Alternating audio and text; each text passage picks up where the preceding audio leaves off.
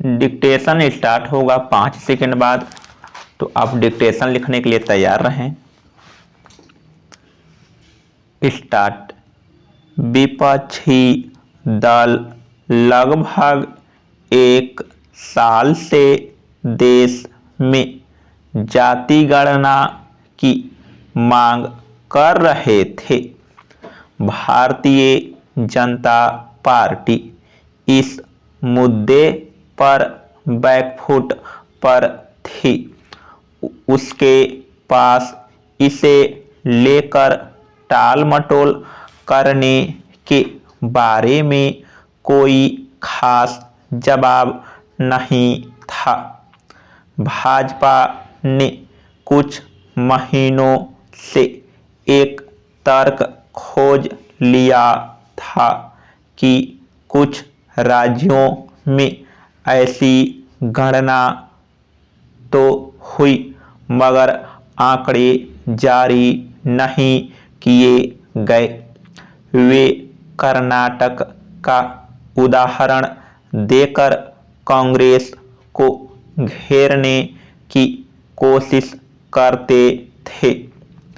ऐसे ही बिहार की को भी घेरने की कोशिश करते थे और विपक्ष भी बचता दिखता था। लेकिन अब बिहार जाति सर्वेक्षण करने और उसकी रिपोर्ट जारी करने वाला देश का पहला राज्य बन गया है। इससे बीजेपी के हाथ से विपक्ष को घेरने का एक हथियार निकल गया है। राजनीतिक नजरिए से देखें तो अभी बीजेपी एनडीए और विपक्षी गठबंधन के बीच सह और मात का खेल चल रहा है। महिला आरक्षण विधेयक पर चर्चा के समय लग रहा था कि भाजपा 4 कदम आगे निकल गई है और उसने ऐसा काम कर डाला जिसका कोई विरोध नहीं कर सका।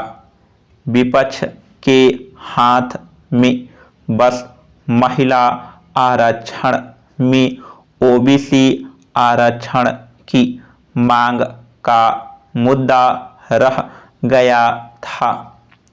फिर भी उन्होंने बिल को समर्थन दिया। लेकिन बिहार में जातियों के आंकड़े आने के बाद क्रिकेट की भाषा में भाजपा थोड़ा सा बैकफुट पर चली गई है। विपक्ष ने पिच तैयार कर दी है और वे फ्रंट फुट पर बैटिंग करने की स्थिति में दिखाई दे रहे हैं। अब ये खेल चुनाव होने तक चलता रहेगा। ऐसा लगने लगा है कि 2024 के आम चुनाव में सामाजिक न्याय का मुद्दा जोर पकड़ेगा। पहले ऐसा लग रहा था कि विपक्षी पार्टियां जाति गणना को लेकर केवल शोर करती रहेगी और चुनाव में यह मुद्दा प्रभावी नहीं होगा। लेकिन इस मुद्दे की गर्माहट का थोड़ा अंदाजा तब मिला जब विपक्षी दलों ने महिला आरक्षण में भी ओबीसी आरक्षण की मांग की और बीजेपी को इस बारे में सफाई देनी पड़ी।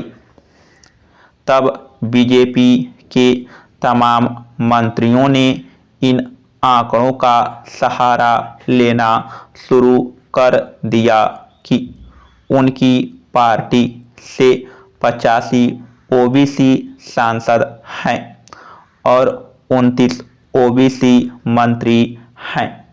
समाप्त।